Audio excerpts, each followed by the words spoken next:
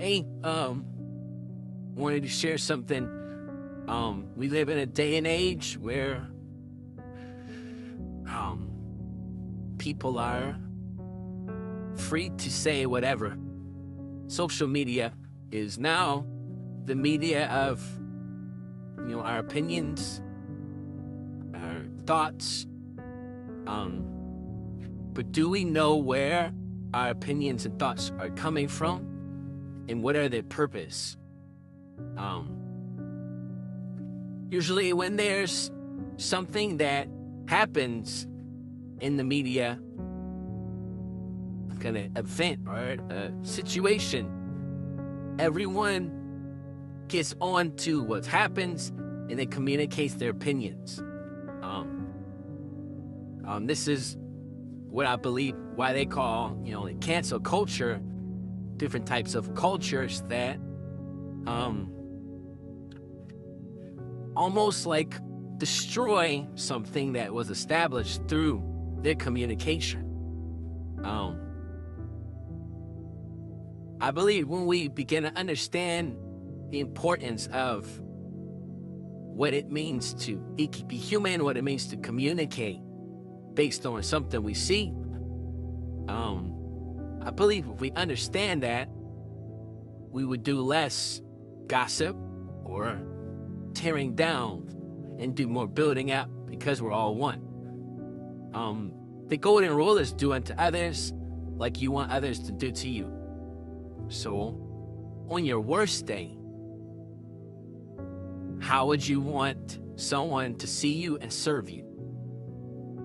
Would you want them to see past your brokenness, your frustration, your anger? Hold you accountable, but wouldn't you want them to restore you back to what you know yourself as the best of you? So that's how we should approach media and when things come out. I'm giving an example. The Diddy situation.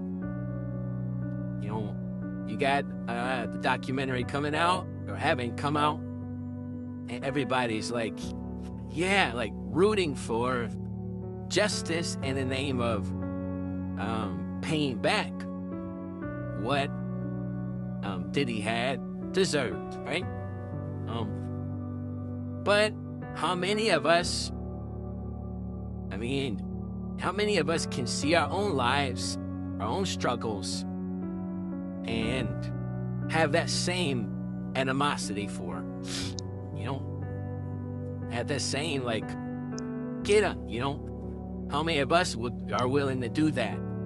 None of us. We all want mercy personally, but justice outside of us. And it's not fair, I believe. I was the worst person. I've seen the worst of me.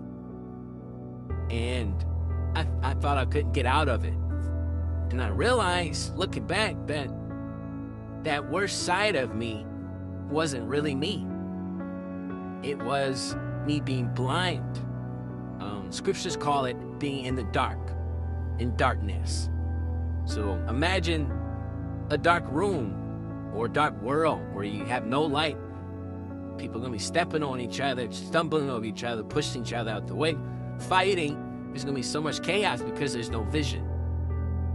So when you see people acting up or doing things or hearing about a history of evil behavior, no matter how horrible it is, they're in the dark.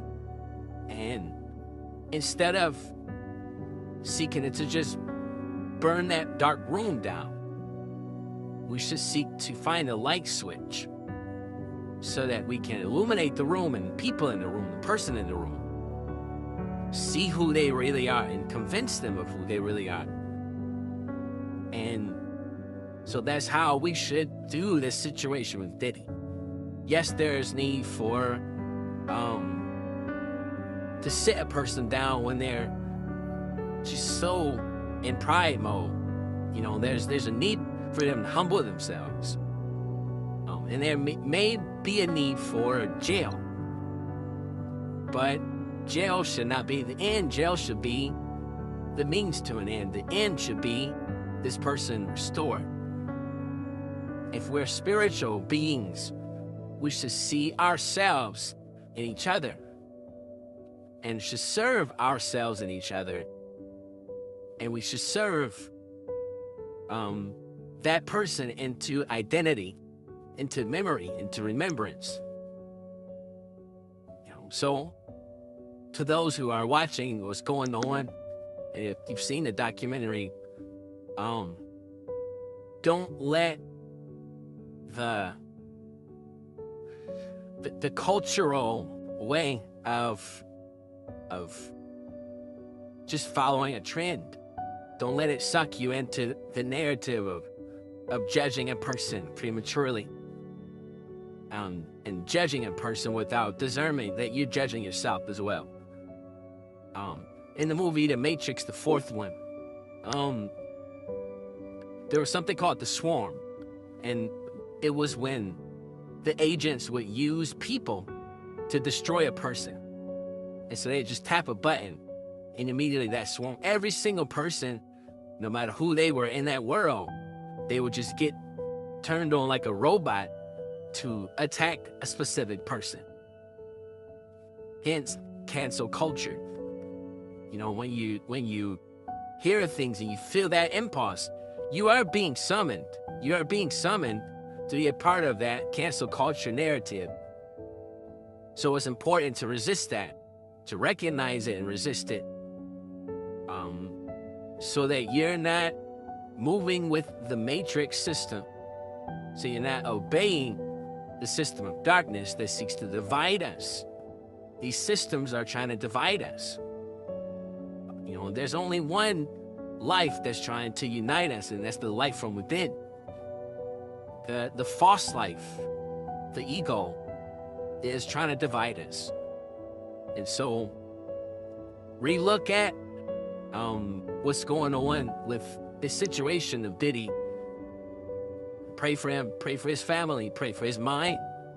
Hope the best for him, hope for him to wake up, instead of following a judgment that is spiritual, but it's dark. Because you never know when you'll be on that end, and you'll be wanting people to restore you and not destroy you. So many people come out as artists, and then the industry destroys them. So many people just want to create, and then they go viral, and their hearts get destroyed. And we should pay attention to this. We shouldn't just be followers of famous people, fans of famous people. We should recognize the weight of being in the spotlight and pray for those who are broken in the spotlight.